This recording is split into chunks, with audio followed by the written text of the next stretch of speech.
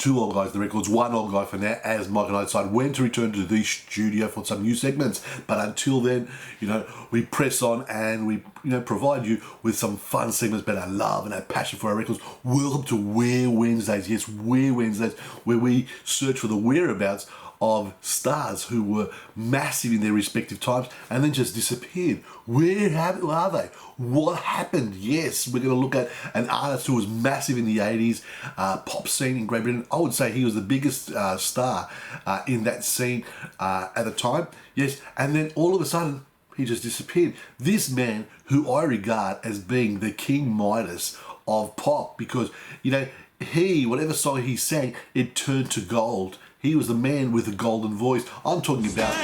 Never gonna give you up, never gonna let you down. Rick Astley and Never Gonna Give You Up. It was a smash hit back then. It's a smash hit even today. We're going to be talking about why it's so big even today. A bit of background. He was in a band called FBI. It's Waterman of the Stock Aitken and Waterman producing and songwriting trio that discovers him, brings him to London. He even starts off as the T-boy in the studio. He gets this opportunity to do a duet with Lisa Carter, When You're Gonna. It reaches number 17 in the UK charts without any promotion. No promotion whatsoever. And then the trios, Stock Aitken and Waterman, Never Gonna Give You Up. Now, can I just say, there were so many artists in the trio's stable. What distinguishes Rick Astley is that great, great voice. Yes, it's very poppy, and that heavy synth sound, makes the songs all sound very, very similar. But he distinguishes himself with that voice, and what a voice! Now, this goes, like I said, to number one in over 27 countries.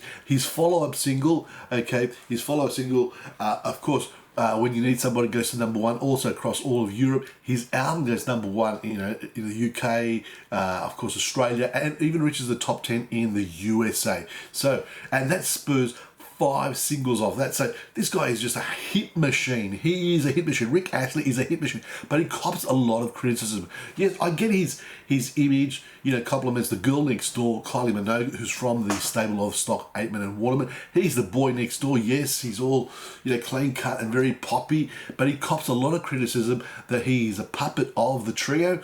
And, even though he sort of writes about 5 or 6 songs on each of those albums type thing, he writes his own songs, he still cops all that criticism. He becomes exhausted by it so much that he does this incredible thing. He buys out his contract. Yes, he buys out his contract and leaves. He leaves, and then he releases, new label, new look. He starts looking at different types of songs, like soul songs rather than pop songs, yes. And he releases albums such as Free, not as big as these predecessors, but nonetheless, hits, lots of hits. Of course, and then in the middle of recording Body and Soul, he just retires. He retires at the grand old age of 27. Yes, the grand old age of 27. He walks away to look after his daughter and, with his wife to bring up their daughter. An amazing, amazing move at 27, yes. And then in the 2000s, he does this comeback and, he does this greatest hits that goes crazy in Great Britain, his compilation album. And after that, he's been releasing stuff ever since. Yes, ever since. Now, he is so cool that, even last month when ABBA announced their reunion, he did a cover version called, The Winner Takes It All. And then he's planning even today to do a album with Blossom, an indie band of Smith cover versions from the Smiths. Now, is that cool or is that cool? Now, amazing. Let's talk about Never Gonna Give You Up. It was big back then, and how is it relevant today, and why do my kids know him? Of course, he became a meme. Yes, a meme called Rick Rolling, where you as, I suppose, the user, the internet user, you press this link, and unexpectedly, this song comes up, and you start dancing, okay, and there's a couple of clips of him Rick Rolling live where a TV presenter or a compere takes him around and all these places, and people hear the song and they start dancing because it's the meme. And of course, then Rick Astley turns up. Wow.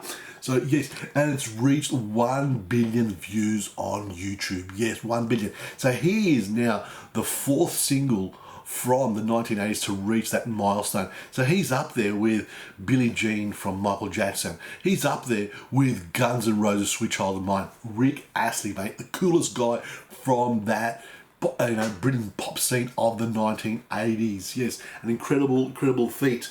Now, that's why he is, even today, known.